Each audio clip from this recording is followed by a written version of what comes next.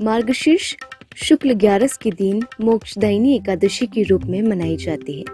इस तिथि को पितरों को मोक्ष दिलाने वाली एकादशी के रूप में भी जाना जाता है।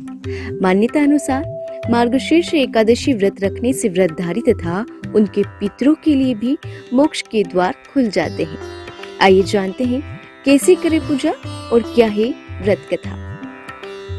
एकादशी के दिन सुबह स्नान आदि से निवृत्त होकर व्रत शुरू करने का संकल्प लें। तत्पश्चात घर के मंदिर की साफ सफाई करें।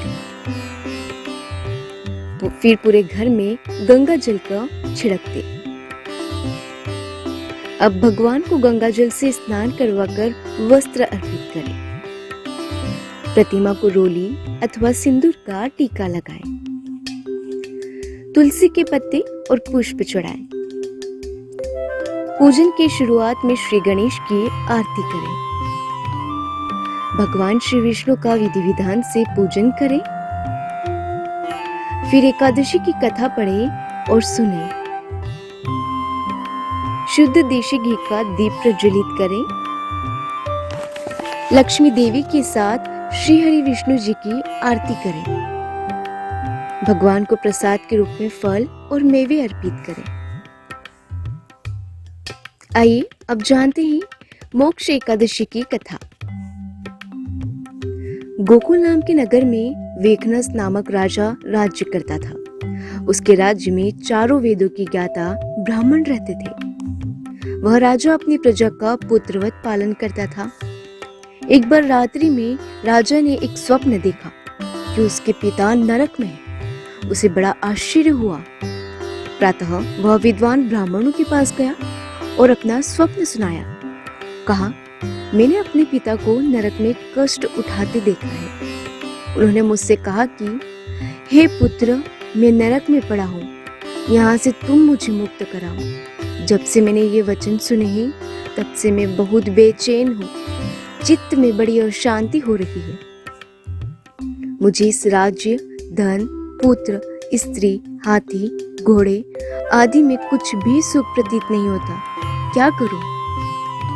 राजा ने कहा, हे ब्राह्मण देवताओं, इस दुख के कारण मेरा सारा शरीर जल रहा है। अब आप कृपा करके कोई तप, दान, व्रत आदि ऐसा उपाय बताइए जिससे मेरे पिता को मुक्ति मिल जाए। उस पुत्र का जीवन व्यर्थ है जो अपने माता पिता का उद्धार न कर सके। एक उत्तम पुत्र जो अपने माता पिता तथा पूर्वजों का उद्धार करता है वह 1000 मूर्ख पुत्रों से अच्छा है। जिसे एक चंद्रमा सारे जगत में प्रकाश कर देता है परंतु हजारे तारे नहीं कर पाते। ब्राह्मणों ने कहा, हे राजन, यहाँ पास ही भूत, भविष्य, वर्तमान की ज्ञाता पर्वत ऋषि का आश्रम है। आपकी समस्या का हल वे जरूर करेंगे। यह सुनकर राजा मुनि के आश्रम पर गया। उस आश्रम में अनेक शांति चित्त योगी और मुनि तपस्या कर रहे थे। उसी जगह पर्वत मुनि बैठे थे।